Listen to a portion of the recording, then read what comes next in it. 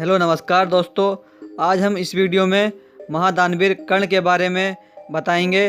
दोस्तों, आप अगर हमारे चैनल पर नए हो तो हमारे चैनल को सब्सक्राइब जरूर कर लें। आइए देखेंगे। जब दानवीर सूर्यपुत्र कर्ण ने भगवान श्री कृष्ण से रोते हुए पूछा कि आखिर मेरा क्या दोष था, उसके बाद भगवान श्री कृष्ण ने क्या उत्तर दिया, आप देख रहे हैं टेक्नोक्रेट इंडिया। चलिए अब करते हैं ज्ञान की बात। वीडियो में आगे बढ़ने से पहले आप चैनल को सब्सक्राइब कर लें और बेल आइकन जरूर दबाएं। दानवीर सूर्यपुत्र कर्ण महाभारत का एक ऐसा वीर योद्धा जिसकी गाथाएं आज तक प्रचलित हैं। जल्दी से आगे बढ़ते हैं और जानते हैं उस वीर पुरुष के बारे में। जब भगवान श्री कृष्ण और कर्ण के बीच संवाद हो रहा था, ऐसे में सूर्यपुत्र कर्ण ने श्री कृष्ण से पूछा, मेरा जन्म होते ही मेरी माँ ने मुझे त्याग दिया, क्या अवैध संतान होना मेरा दोष था? द्रोणाचार्य ने मुझे सिखाया नहीं, क्योंकि मैं क्षत्रिय पुत्र नहीं था। जब मैं परशुराम जी के पास गया तो उन्होंने मुझे सिखाया। जब मैंने उनसे शिक्षा प्राप्त कर ली और जब उन्हें मेरी सच्चाई के बारे में पता लगा तो उन्होंने मुझे श्राप दे दिया। जिस वक्त विद्या की मुझे सर्वाधिक ज़रूरत होगी, मैं विद्या भूल जाऊंगा, क्योंकि उनके अनुसार मैं क्षत्रिय नहीं था। एक संयोगवश एक गाय को मेरा बाण लगा, उसमें मुझे श्राप दे दिया, जबकि मेरा उसमें कोई दोष नहीं था। द्रौपदी के स्वयंवर में भी मेरा बहुत अपमान किया गया, मुझे सूत पुत्र कहा गया।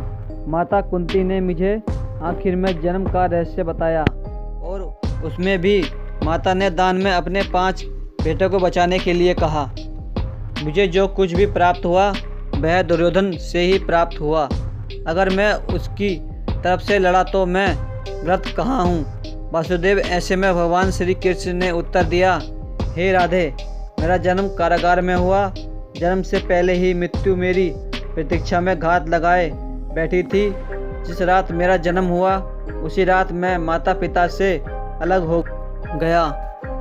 मेरे मामा कंस मुझे मारना चाहते थे। तुम्हारे बचपन रथ, घोड़े, धनुष, रथ और बाणों की धुन सुनते बीता है। मुझे तो ग्वालियर की गौशाला मिली, गोबर मिला और पैदा होकर चलने से पहले ही बचपन में कई प्राणघातक हमले झेलने पड़े। उन राक्षसों से लड़ना पड़ा जिन्हें खुद मेरे मामा ने मुझे मारने के लिए भेजा था।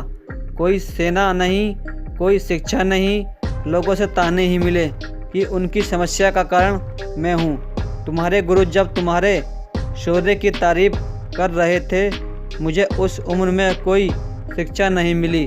जब मैं 16 वर्ष का हुआ, जब मैं ऋषि शांतिपत के गुरुकुल में पहुँचा, तुम अपनी पसंद की कन्या से विवाह कर सके, लेकिन मैंने जिस कन्या से प्रेम किया वो कहीं मुझे मिली ही नहीं।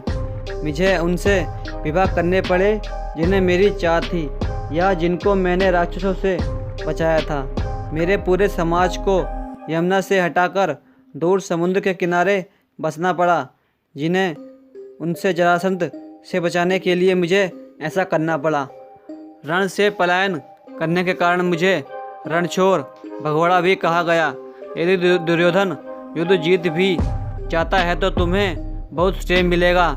हे राधे, यदि धर्मराज युधिष्ठिर जीते तो मुझे क्या मिलेगा? मुझे केवल युद्ध और युद्ध में हुई हानि के लिए दोष दिया जाएगा। मुझे अनेकों श्राप झेलने पड़ेंगे, माताओं की पीड़ा का आह्वान करना पड़ेगा, अपने ही लोगों से मुझे दूर होना पड़ेगा।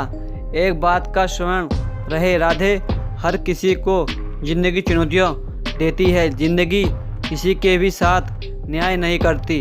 दुर्योधन ने अन्याय का सामना किया तो युधिष्ठिर ने भी अन्याय को भुगता है, लेकिन सत्य धर्म क्या है ये तुम भली भांति जानते हो।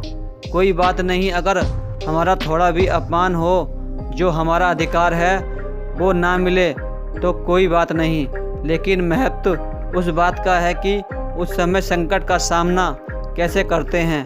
अगर तुम उस संकट का सामना कर लेते हो तो आज यह दिन देखने को नहीं मिलता। इसलिए रोना धोना बंद करो। राधे जिंदगी न्याय नहीं करती। इसका मतलब यह नहीं होता कि तुम अधर्म के पथ पर चलना शुरू कर दो। आज तुम्हारा वध निश्चित है, वो भी अर्जुन के हाथों। ऐसे में कर्ण ने दोबारा कृष्ण से पूछन किया, मैं मृत्यु के लिए तैयार हूँ, लेकिन मेरे सामर्थ्य का क्या? भगवान श्री कृष्ण ने कहा, ये सोचो, तुम्हें छल से मारना पड़ रहा है, इससे बड़े सामर्थ्य की बात क्या होगी? तुम्हारा रथ का पहिया भूमि में फंसा है, उसका पहिया तुम्हें निकालना ही पड़ेगा। राधे, यही काल चक्र का नियम है और उसी समय छल से अर्जुन को अंजनी अस्त्र से तुम्हारा वध करना पड़ेगा। यही से धर्म की नींव रखी जाएगी। धर्म के लिए यह सब करना पड़ेगा। कर्ण, इसलिए तुमसे जितना रोना धोना किया हो अब खत्म करो। तुम्हारा सामर्थ्य दुनिया जानती है और आने वाले युगों तक तुम्हारा नाम दुनिया जानेगी। सूर्यपुत्र महादानवीर महारथी कर्ण। तो दोस्तों, आपको कैसा लगा भगवान श्री कृष्ण और कर्ण का यह संवाद? दोस्तों, आप कमेंट करें किस श्री कृष्ण और कर्ण से महान कौन था और किसने अपने जीवन में ज़्यादा संघर्ष को झेला है। दोस्तों, इस वीडियो को लाइक करें, चैनल को सब्सक्राइब जरूर करें तथा ज़्यादा से ज़्यादा वीडियो को शेयर करें। मिलेंगे अगली बार एक खास वीडियो के साथ। देखते रहिए संपूर्ण ज्ञान का केंद्र टेक्नोक्रेट इंडिया। दोस्तों, नमस्कार, जल्दी मिलेंगे।